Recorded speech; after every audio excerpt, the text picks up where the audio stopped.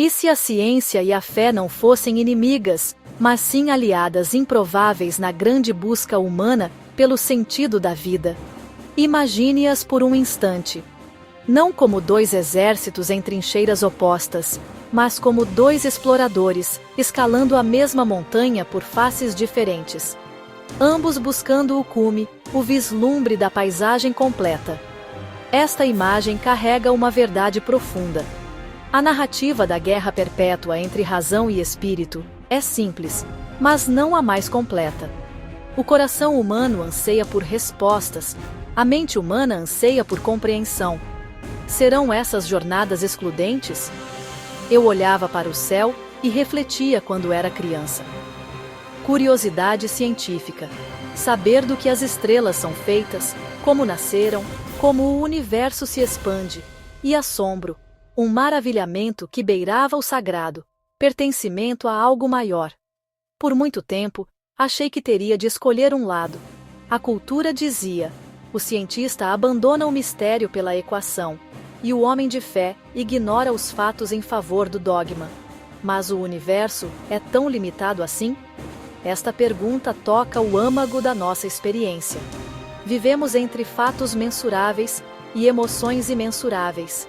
E se o espaço entre ciência e fé fosse um jardim fértil, onde florescessem as mais belas compreensões humanas? Neste dia convido você a embarcar comigo. Vamos deixar de lado preconceitos e caricaturas. Vamos olhar a história não só para achar conflito, mas para encontrar os surpreendentes abraços. Vamos ouvir as vozes dos gigantes que viram a assinatura do Criador nas leis da física. A narrativa da guerra entre ciência e fé é poderosa porque se ancora em episódios históricos marcantes.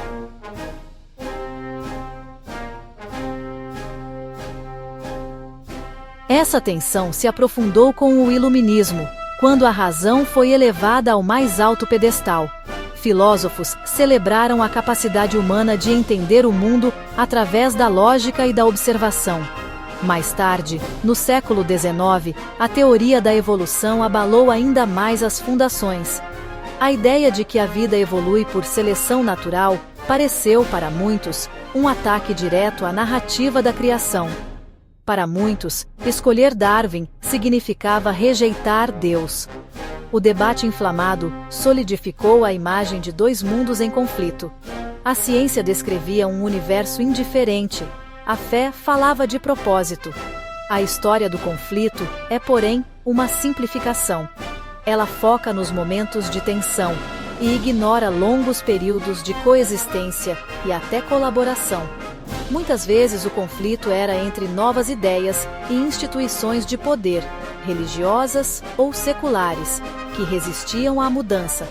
A narrativa da guerra é cativante, mas esconde uma realidade mais rica, complexa e surpreendentemente harmoniosa. A busca pelo conhecimento e pelo sagrado caminharam, muitas vezes de mãos dadas. Não é que fé e ciência estejam destinadas a se odiar. A história revela muitos surpreendentes abraços. Se a história fosse apenas de conflito, como explicar que muitos arquitetos da ciência moderna eram homens de profunda devoção espiritual? Para Newton, o universo era como um grande relógio, construído por um relojoeiro divino. Suas leis não diminuíam a glória de Deus, revelavam ordem, majestade e a genialidade do Criador. Johannes Kepler via seu trabalho como serviço religioso. Ao estudar os céus, decifrava os pensamentos de Deus. Ele celebrou as harmonias matemáticas do cosmos como um hino escrito em geometria. Para ele, astronomia e teologia dialogavam, ciência como adoração. No século XX, a teoria do Big Bang foi proposta por um padre e astrônomo, Georges Lemaitre. Ele chamou sua ideia de hipótese do átomo primordial e não viu contradição entre fé e ciência. Quando o Papa sugeriu uma leitura literal, Lemaitre aconselhou a autonomia de cada campo. Esses exemplos mostram que o cientista ateu é uma generalização moderna e, muitas vezes, historicamente imprecisa. Para muitos pioneiros e para muitos hoje, investigar o mundo aprofundava a fé. O sentimento de maravilhamento diante da complexidade e da elegância matemática pode ser profundamente espiritual.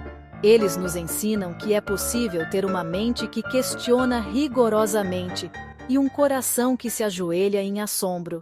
A harmonia entre ciência e fé talvez se torne mais clara quando entendemos que elas operam em domínios diferentes. A ciência e a fé são como duas janelas. Nenhuma mostra a paisagem inteira, mas ambas revelam algo verdadeiro. Tentar ver tudo por apenas uma delas é limitar nossa compreensão da totalidade. A ciência é a janela do como. Ela usa observação, hipótese, experimentação, verificação. Ela nos diz como as estrelas brilham, como a vida evolui, como a matéria é composta. A fé é a janela do porquê. Ela pergunta: por que existe algo em vez de nada? Qual é o propósito da minha vida? Essas não são questões científicas. Pertencem ao domínio do significado, do valor, do propósito e da transcendência. A fé oferece caminhos, símbolos e práticas que ajudam a navegar águas existenciais profundas. O erro vem quando uma janela tenta fazer o trabalho da outra. Seria tipo quando a religião dita fatos científicos. Há conflito, por exemplo. Da mesma forma, quando a ciência declara que não há propósito, ela ultrapassa seus limites e vira filosofia. A verdadeira sabedoria está em aprender a olhar através de ambas as janelas, apreciando a contribuição única de cada uma. Uma nos dá conhecimento, a outra busca nos dar sabedoria. Juntas, enriquecem nossa compreensão do mundo e da vida.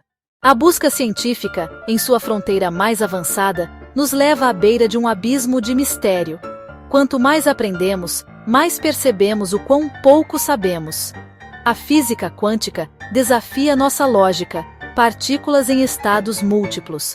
A cosmologia fala de matéria escura e energia escura, a maior parte do universo que desconhecemos.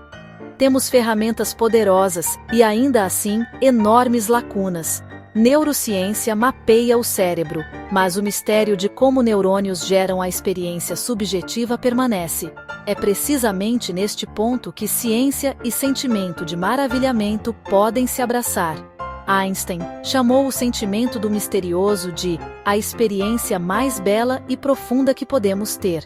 O cientista que se depara com a vastidão não está apenas coletando dados, está testemunhando algo que transcende a compreensão mecânica.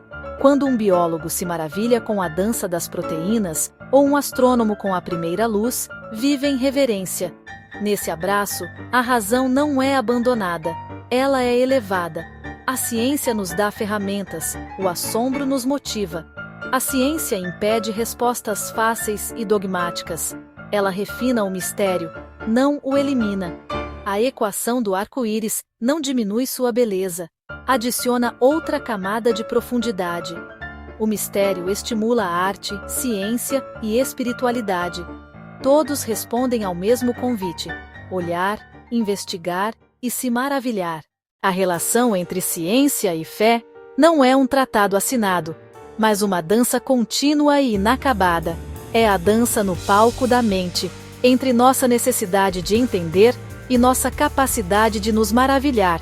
Como na dança, atenção e harmonia, afastamento e sincronia. A beleza surge da interação. Essa harmonia exige humildade intelectual. O cientista reconhece limites. A pessoa de fé respeita a integridade do mundo natural. Não deveríamos temer as verdades que a investigação revela sobre a criação. A natureza, vista como obra de leis ou de um criador, não mente. A cada passo que a ciência dá para desvendar o como, a alma humana se aprofunda no porquê. Descobertas ampliam o palco para perguntas maiores. Não respondem tudo, mas nos convidam a contemplar. Em um mundo polarizado, a capacidade de manter ideias opostas em harmonia é um ato de maturidade e esperança. A busca pela verdade é uma jornada. Precisamos de todas as ferramentas na bagagem: ciência, arte, fé, filosofia. Talvez o maior desafio seja cultivar um diálogo onde medo e esperança possam ser compartilhados sem caricaturas. Nenhuma linguagem captura a totalidade da realidade. A beleza está na sinfonia de vozes tentando descrever o indescritível. E agora, a pergunta se volta para você. Você acredita que fé e ciência podem caminhar juntas? Olhe para dentro e para fora, para o universo estrelado e para a paisagem da sua própria alma. Se esta narrativa ressoa com você, junte-se à conversa. Inscreva-se, deixe seu comentário. Você acredita que fé e ciência podem caminhar juntas? Conta pra gente abaixo.